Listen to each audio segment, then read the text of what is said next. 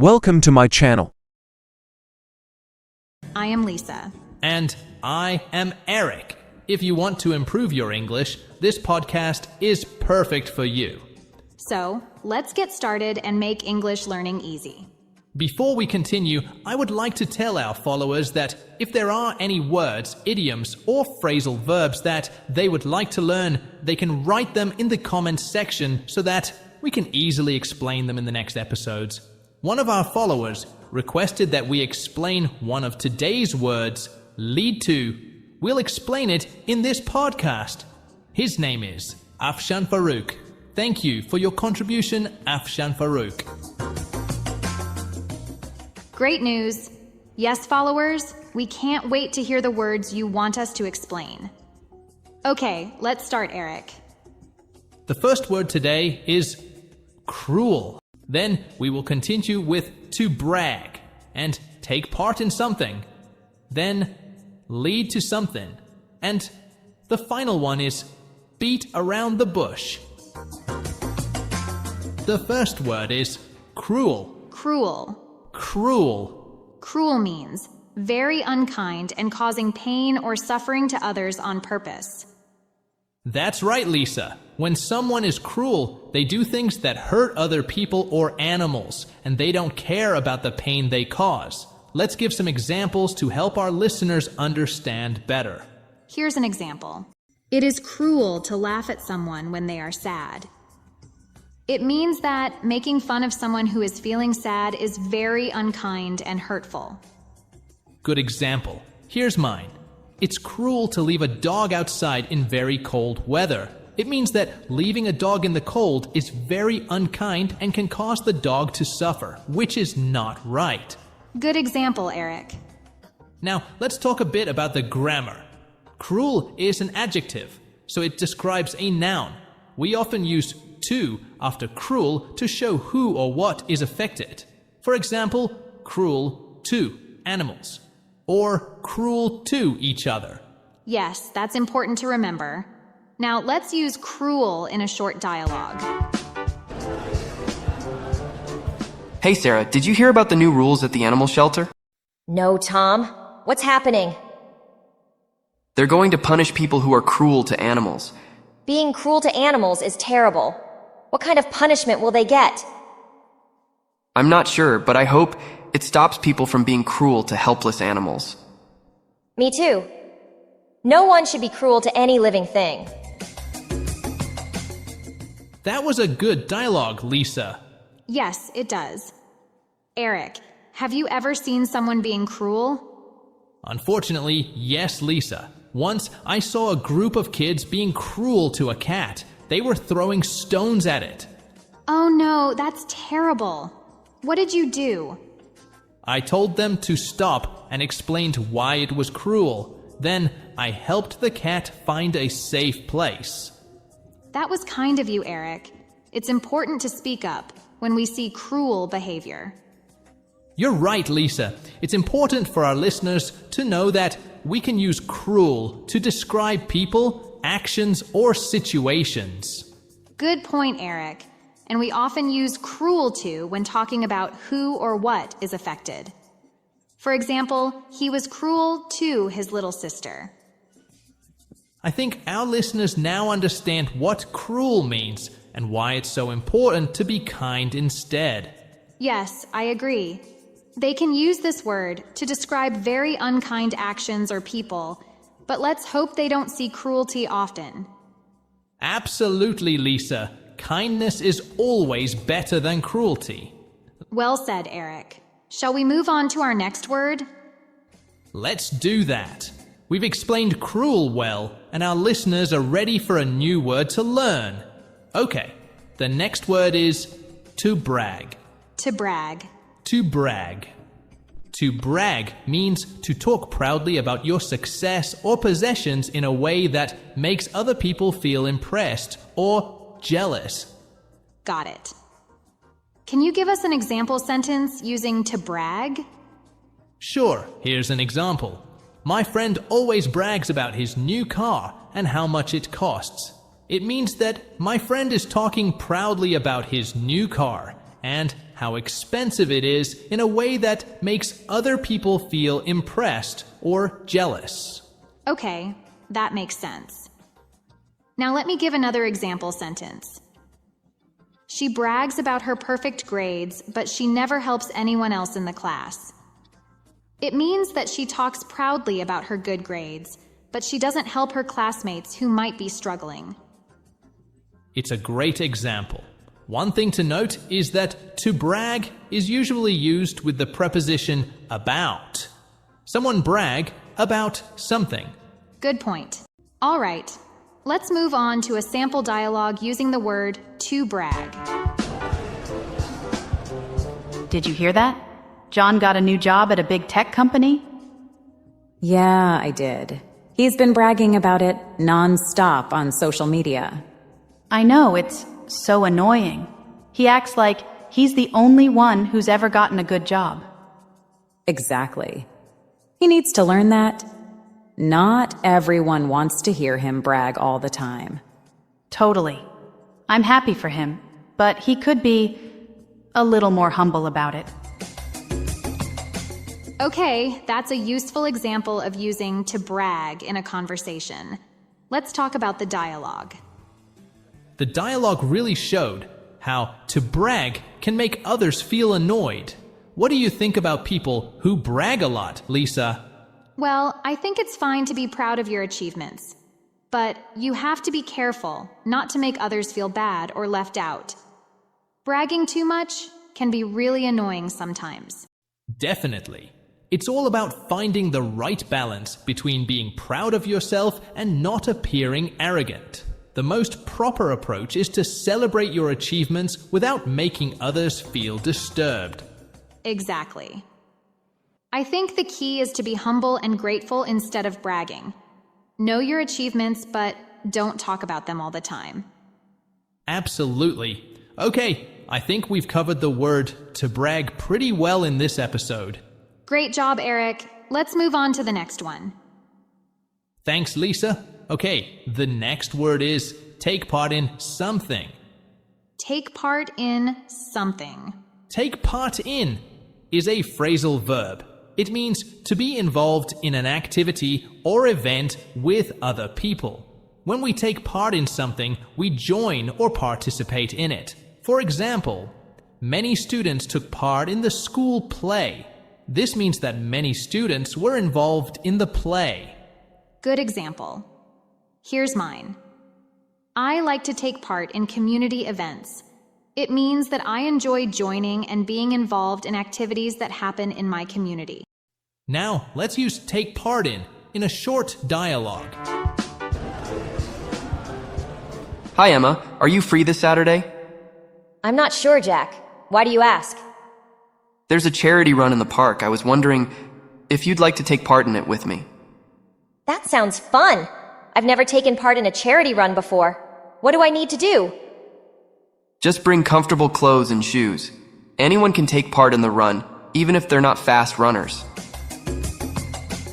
That was a nice dialogue, Lisa. It shows how we use take part in to talk about joining activities. Yes, it does. Eric, what kinds of activities do you like to take part in? I enjoy taking part in sports events. Last month, I took part in a local soccer tournament. How about you? That sounds fun. I like to take part in cooking classes. I took part in a baking class last week and learned to make bread. That's interesting. It's important for our listeners to know that we usually use a noun or noun phrase. For example, take part in a race or take part in the discussion.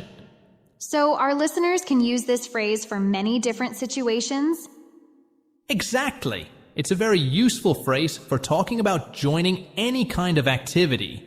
I think taking part in things is a great way to meet new people and learn new skills. Don't you agree, Eric? Absolutely, Lisa. Taking part in activities helps us make friends and try new experiences. Well, I think our listeners now have a good understanding of how to use take part in correctly. Shall we move on to our next word? Yes, we've covered take part in well, and our listeners are ready for the next challenge. The next word is lead to something. Lead to something. Lead to something. Lead to something means to cause something to happen or to result in something.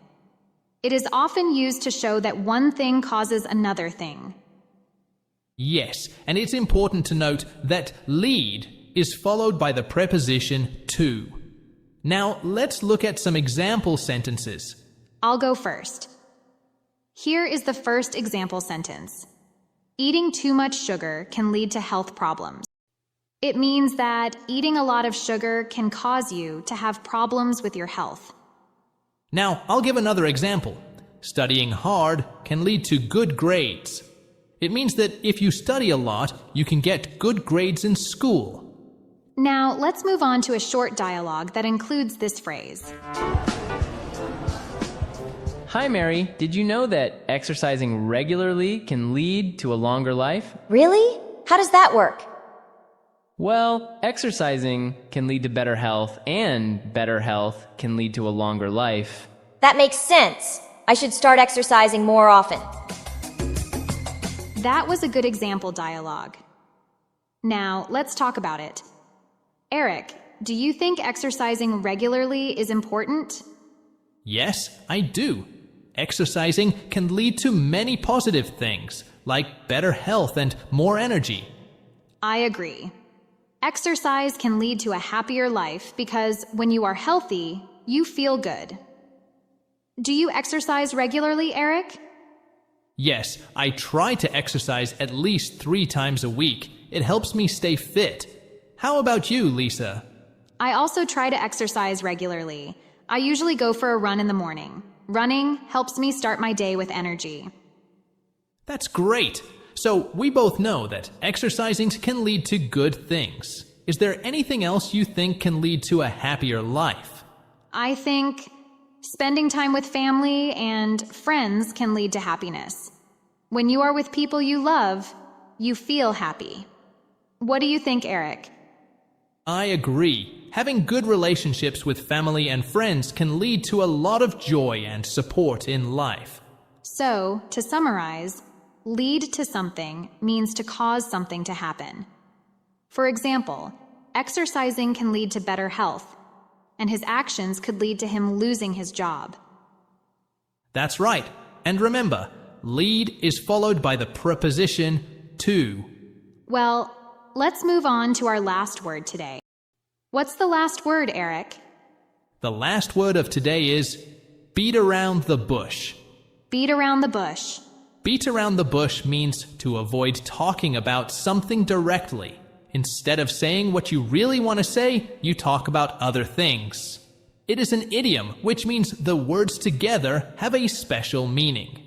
Now, let's look at some example sentences. Don't beat around the bush and tell me what you want. It means that someone should stop avoiding the main topic and say what they really mean. Now, I'll give another example. When asked about the problem, he just beat around the bush. It means that he did not give a direct answer to the question about the problem. Let's move on to a short dialogue that includes this phrase. Tom, do you like my new dress? Well, it's very, interesting. Stop beating around the bush, Tom. Do you like it or not? Okay, I don't really like it. I think another color would suit you better. That was a good example of dialogue. Now, let's talk about it. Eric, do you think it's always good to be direct? Not always. Being direct can be good, but sometimes it's better to be gentle with our words. How do you feel about that, Lisa? I think it depends on the situation. In some cases, being direct can help solve problems quickly. In other cases, it might be better to beat around the bush a little to be kind. Yes, that's true. So, we both agree that beat around the bush means to avoid saying something directly. It can be useful in some situations, but not always the best approach. That's right. And remember, beat around the bush is an idiom, so the words together have a special meaning. Well, we have reached the end of our podcast. We hope you have learned new words. Thank you for listening to Simply Explained English. Don't forget to subscribe and like our videos. See you next time. Bye-bye. I am Lisa. And I am Eric. If you want to improve your English, this podcast is perfect for you. So, let's get started and make English learning easy. What are the words today, Eric? The first word today is diligent. Then we will continue with humble and to be articulate. Then hit the road. And the final one is bitten by the bug. Let's start with the first word. The first word is diligent. Diligent. Diligent. Diligent is an adjective that describes someone who works hard and is very careful about doing things well. It means to be hardworking and persistent. For example, Sarah is a diligent student who always completes her homework on time. It means that Sarah is a hardworking student who is careful to finish her homework when it's due. Here's my example. The diligent gardener spent hours weeding and watering his plants every day. It means that the gardener worked hard and carefully took care of his plants every day, spending a lot of time on it. We can also use the adverb form diligently to describe how someone does something. For example, he worked diligently on his project. Good point, Eric. Now, let's listen to a short dialogue using our word diligent. Emma, I've noticed you've been very diligent in your studies lately. Thank you, Mrs. Johnson. I've been trying my best to improve my grades. Well, your diligent work is paying off. Your test scores have improved a lot. That's great to hear. I'll continue to be diligent and work hard. That's the spirit, Emma. Being diligent is a valuable skill that will help you in all areas of life. That was a great dialogue. The teacher and Emma used our word diligent several times to talk about Emma's hard work. Yes, they did. Eric, do you think you're a diligent person? Well, I try to be diligent, especially when I'm working on important projects. How about you, Lisa? I think I'm diligent in some things, like keeping my house clean, but maybe not so diligent in others, like exercise. That's interesting. Do you think it's possible to be diligent in everything we do? That's a good question. I think it would be very hard to be diligent in everything. We need to choose what's most important. I agree. When I was learning Spanish, I was very diligent. I studied every day, and it really helped me improve quickly. That's a great example. Being diligent is really important when learning a new skill. I think some people might be naturally more diligent, but I believe everyone can learn to be more diligent if they try. I hope our listeners will become more diligent in their English studies. After listening to our podcast, I hope so. It will be really useful for them. I agree, Eric. Well, that's all we have time for with our word diligent. Let's move on to our next word. The next word is humble. Humble. Humble. Humble is an adjective that describes someone who is not proud or does not think they are better than others. That's right, Eric. Let's give some example sentences to help our listeners understand better. Here's my example. Even though he's a famous actor, Tom is very humble and treats everyone with respect.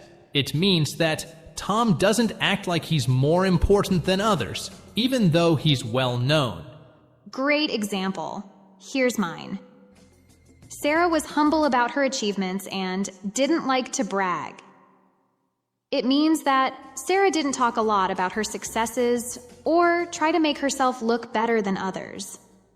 Now, let's talk about how to use this word. Humble is usually used before a noun, like a humble person or a humble opinion. And sometimes we use the phrase to be humble about something. For example, he was humble about his success. Now, let's listen to a short dialogue using the word humble. Hey, John, did you hear about Mark's promotion? Yes, I did. He's now the manager of the whole department. That's amazing. But you know what I like most about Mark? What's that? He's so humble. Even with this big promotion, he still treats everyone the same. I agree. It's nice to see someone be humble about their success. Definitely. Being humble can make people like you more. That was a great dialogue, Lisa. I like how it showed the word humble in action. Me too, Eric. What do you think about being humble?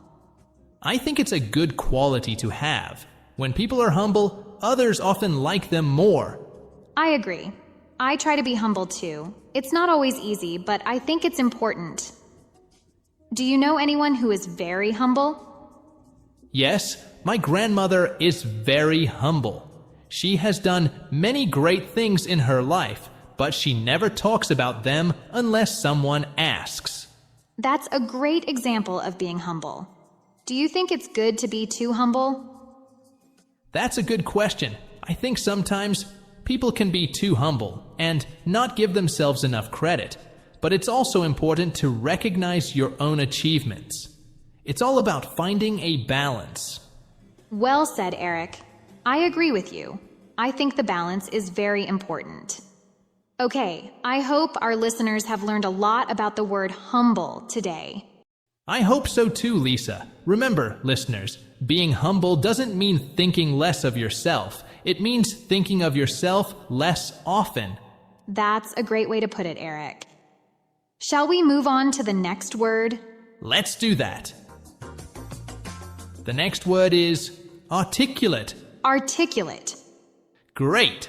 So, what does articulate mean? Articulate can be used as an adjective or a verb, but today we'll explain its adjective form.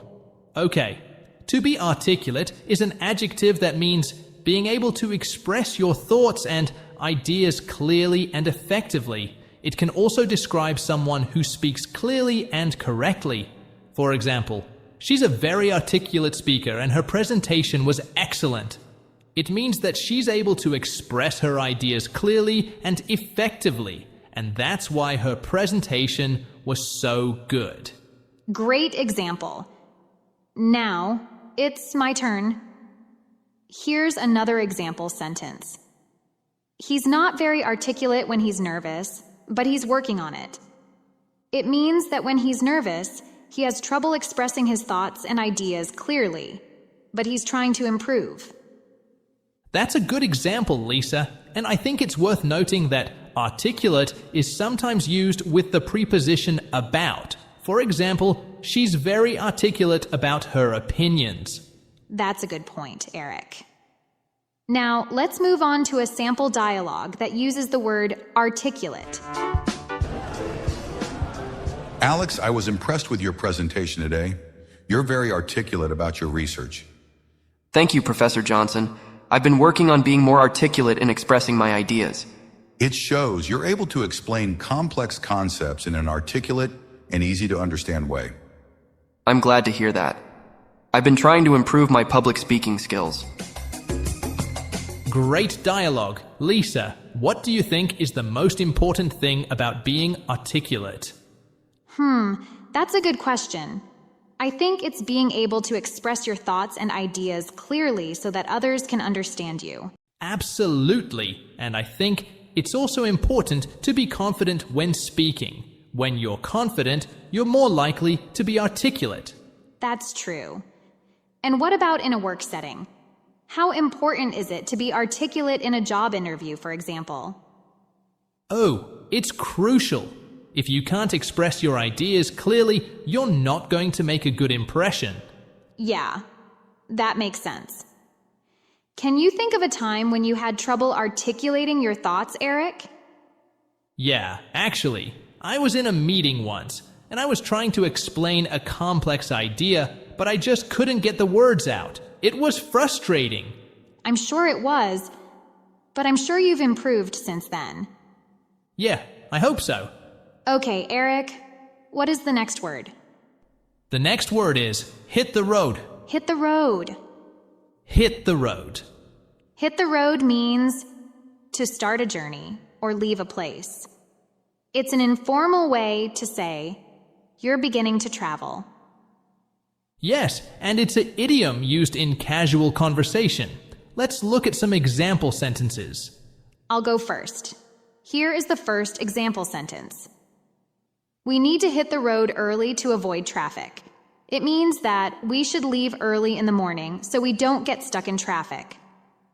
Here's my example. After saying goodbye, they hit the road for their trip. It means that after they said goodbye, they started their journey or trip. Now let's move on to a short dialogue that includes this phrase. Are you ready to hit the road, Tina? Yes, I packed everything last night. We can hit the road before it gets too hot. Good idea. The earlier we leave, the better. Agreed. I'm excited for our adventure. Eric, do you like to hit the road for trips? Yes, I love road trips. It's exciting to see new places. What about you, Lisa? I enjoy them too. It's nice to explore and have a change of scenery.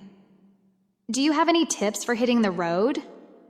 I always make sure the car is ready and pack some snacks. How about you?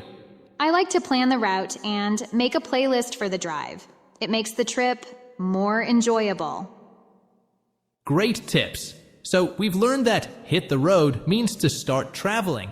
It's a fun way to talk about leaving for a trip. Yes. And remember, it's a casual phrase you can use with friends and family. Well, now it is time to explain the last word of today. What is the last word, Eric? The last word is bitten by the bug. Bitten by the bug. Bitten by the bug. Bitten by the bug. That's an interesting phrase. It's not a literal bug, right? No, it's not. Bitten by the bug is an idiomatic expression that means that someone has become very interested or enthusiastic about something, often suddenly, usually a hobby or an activity. So it's like when you suddenly become really interested in playing a musical instrument, for example?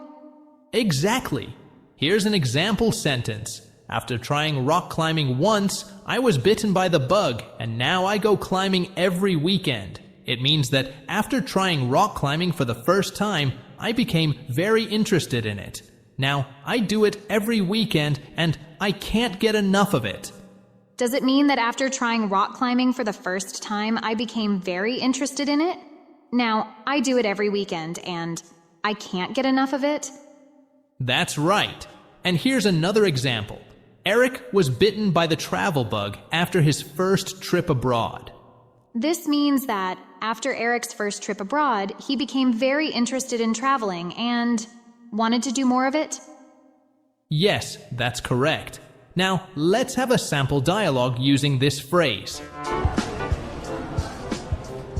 Hey, I heard you started playing the guitar. What made you decide to do that? Well, I went to a concert last week, and the guitarist was amazing. I was bitten by the bug and decided to give it a try.